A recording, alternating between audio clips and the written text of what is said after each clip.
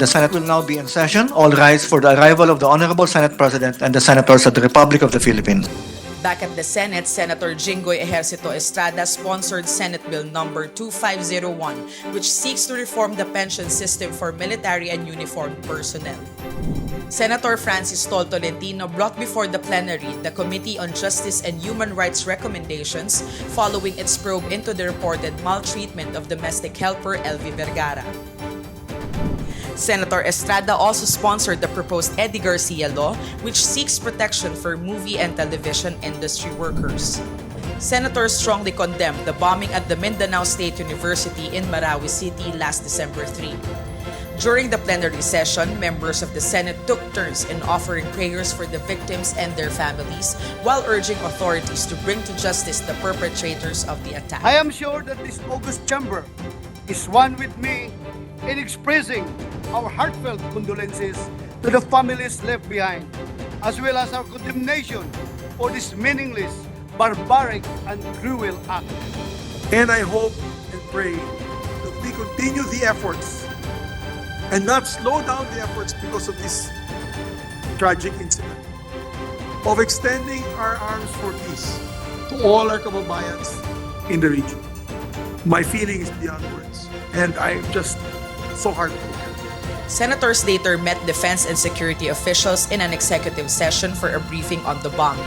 In a privileged speech, Senate President pro tempore Loren Legarda stressed the importance of the 28th United Nations Climate Change Conference being held in Dubai, UAE. COP28, or the 28th Conference of the Parties to the United Nations Framework Convention on Climate Change, is where the fate of our planet and our people and our future are negotiated. The place where the rhetoric of climate action is put to the test.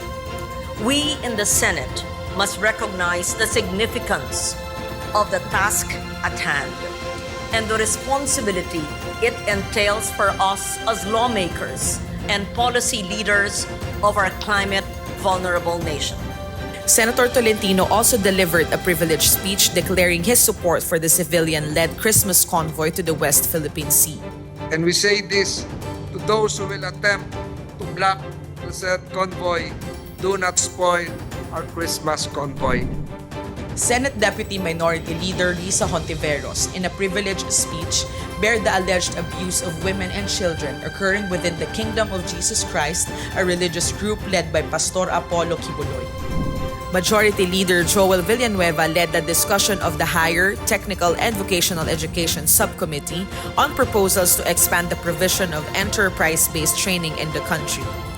Senator Win Gatchalian represented the Senate as the Congressional Oversight Committee on the Official Development Assistance resumed its review of government projects funded by the ODAs.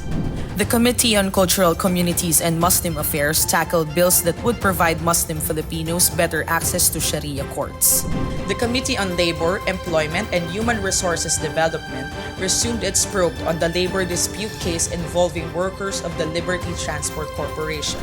Senator J.V. Ejercito presided over the Committee on Health and Demography's hearing on the Magna Carta of Barangay Health Workers, or BHWs, and other proposals for BHWs' incentives and benefits.